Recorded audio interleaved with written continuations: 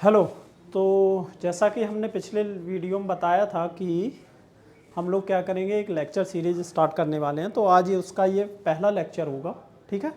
तो lecture number first है जिसमें हम लोग डिस्कस करेंगे 2025 का पेपर, ठीक। जिसका पहला एक्चुअली इसके जो सेक्शन होते हैं उस सेक्शन में सेक्शन 1 में 16 क्वेश्चन होते हैं, ठीक है। ऑब्जेक्टिव टाइप के क्वेश्चन होते हैं। तो ये उन्हीं में से हमने स्टार्ट किया है। सेक्शन ए का पहला क्वेश्चन है। पहला क्वेश्चन कहता है कि क्या कहता है कि फिगर है, फिगर आपको दिया गया है। So the variation of the coulomb force F acting between 2 point charges with 1/r square r we the being the separation between two charges के बीच का सेपरेशन है। कौन कौन से charge? Q1 and Q2 and Q2 and Q3। तो आपके पास 3 charges हैं। तीन चार्जेस के दो पेयर बनाए, पहला दूसरा यानी कि Q1 Q2, फिर दूसरा तीसरा यानी कि Q2 और Q3। इन दोनों के बीच का क्या है आपका सेपरेशन 1/r के टर्म में रहेगा, यानी कि सेपरेशन r है और जो फॉर्मूला होगा वो 1/r के टर्म में आपको दिया गया है। ये जो ग्राफ है f के बीच में और 1/r स्क्वायर के बीच में है। कहता है कि कोई चार्ज है Q2, वो पॉजिटिव है और लीस्ट इन मैग्नीट्यूड है। मैग्नीट्यूड में भी वो कैसा है? लीस्ट है, ठीक है। और वो कैसा होगा? लीस्ट मैग्नीट्यूड में है और पॉजिटिव है। तो magnitude of Q1, Q2 and Q3 कैसे होंगे? आपके पास एक क्या दिया गया है? ऑप्शन दिए गए हैं, 4 ऑप्शन है ABCD। इनमें से हमें देखना है। तो सबसे पहले हम डिस्कस करते हैं कि कूलम्स लॉ होता क्या है। Coulomb's law, okay.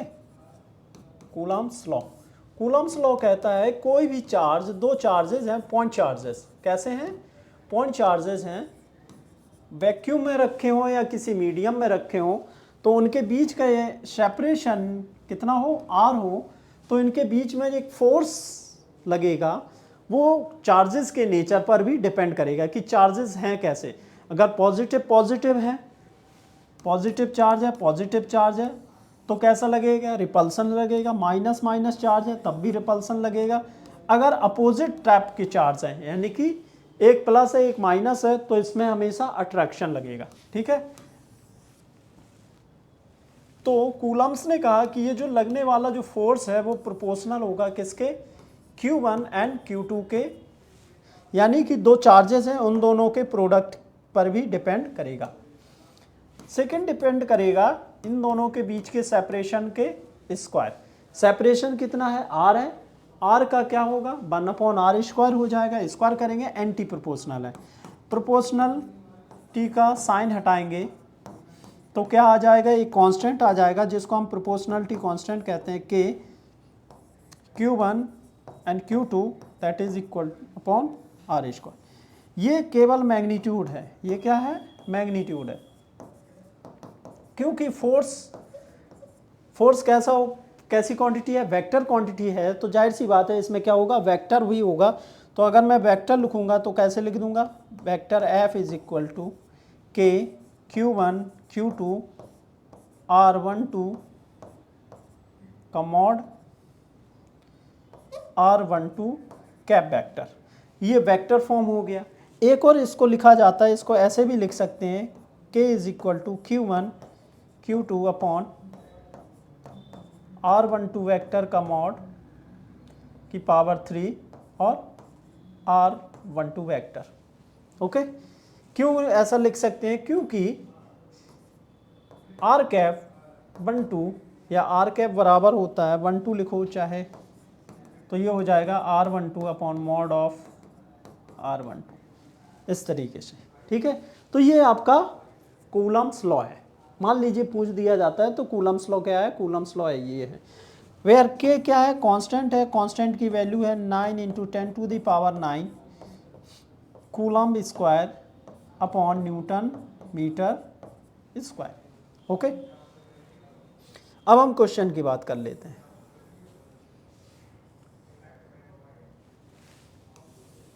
ठीक है। क्वेश्चन में कहता है कि आपको फिगर दिया गया, फिगर में दो स्ट्रेट लाइन दिख रही हैं। कितनी? दो। एक ये वाली और दूसरी ये। आपके पास दो स्ट्रेट लाइन है, एक ये है, दूसरी ये है। स्ट्रेट लाइन की जो इक्वेशन होती है, equation of the straight line, equation of the straight line कितनी होगी?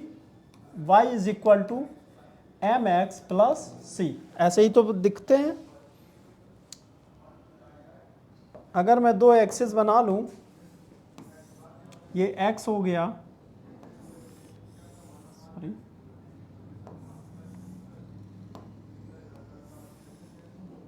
ये y एक्सिस है, इस पे हम दो स्ट्रेट लाइन खींचेंगे। एक ये स्ट्रेट लाइन हो गई, ठीक है,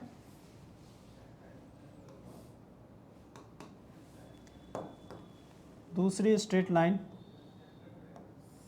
ये हो गई। दोनों के लिए जो इक्वेशन हो जाएगी वो है, इसके लिए y is equal to M X plus C. C ये कौन, ये ज़ीरो होगा, x एक्सिस ये है, y एक्सिस ये है, तो c ज़ीरो होगा कब? जब x और y ज़ीरो होगा, तो यहाँ पे c ज़ीरो है। अगर मैं c की वैल्यू निकालना चाहूँ इस इक्वेशन से, तो क्या करूँगा? x इक्वल टू ज़ीरो पर y की वैल्यू देखूँगा, x इक्वल टू ज़ीरो पर y की value at x equal to zero at, तो क्या हो जाएगा? y is equal to x zero रखोगे तो ये ज़ीरो हो जाएगा c, तो y is equal to c। तो c की वैल्यू जो है वो y पर है, यानी कि y पर जहाँ पर ये कट करता है वो c डिनोट करता है, c बताता है, ठीक है ना। अब m क्या है? अब यहाँ पे जब यहाँ से ऑरिजिनेट्स होगा तो c की वैल्यू क्या हो जाएगी? इस पॉइंट के लिए c कितना हो जाएगा? ज़ीरो, इस लाइन के लिए, स्ट्रेट लाइन के लिए। m क्या है? स्लोप है। क्या है? स्लोप ऑफ द लाइन, और इसको हम टेन थीटा भी कहते हैं। क्या कहते हैं? टेन थीटा भी कहते हैं। और इसको हम कह सकते हैं delta y upon delta x, ये स्लोप होता है। इन्हीं दोनों चीज़ों का हम लोग क्या करेंगे? यूज़ करेंगे। ओके, कैसे?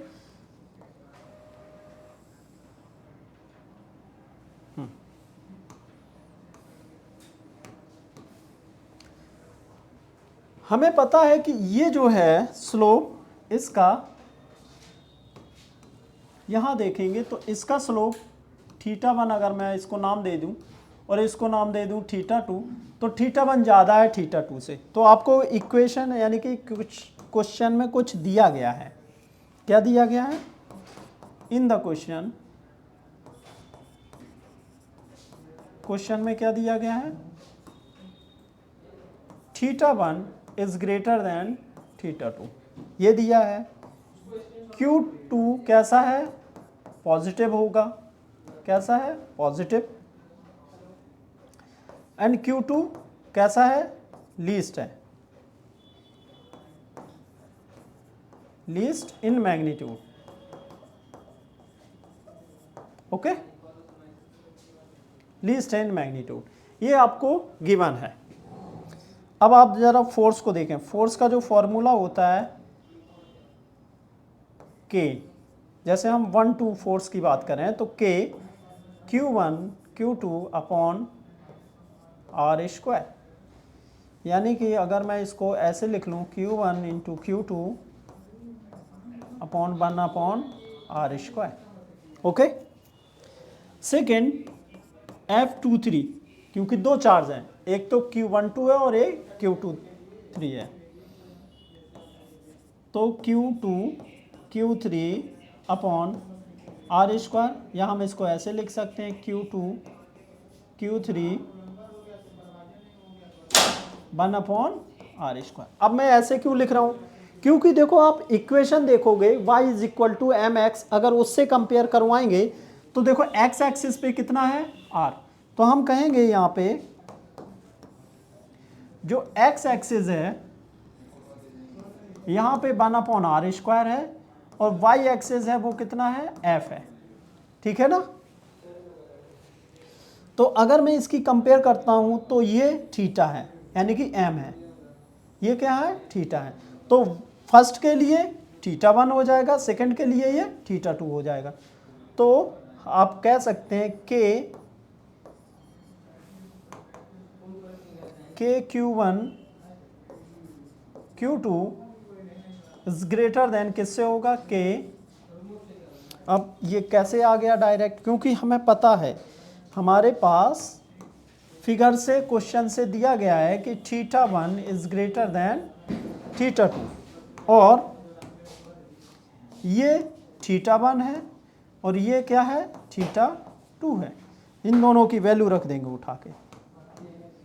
तो के Q1 Q2 is greater than के Q2 एंड Q3। के से के कैंसिल हो जाएगा, Q से Q भी कैंसिल। ऐसे नहीं होता है इस इक्वलिटी में, हम क्या करते हैं डिवाइड करते हैं पूरी इक्वेशन में, ठीक है। तो Q1 is greater than Q3।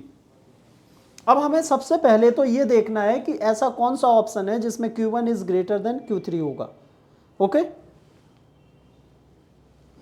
तो अब पहले तो हम ये देखते हैं, इसमें है ये देखो यहाँ पे Q1 ज़्यादा है किससे Q3 से। दूसरा क्या है Q1 ज़्यादा है किससे Q3 से, यहाँ पर भी है। अब आ जाते हैं इसमें, ये गलत होगा ये भी गलत हो जाएगा, ठीक है।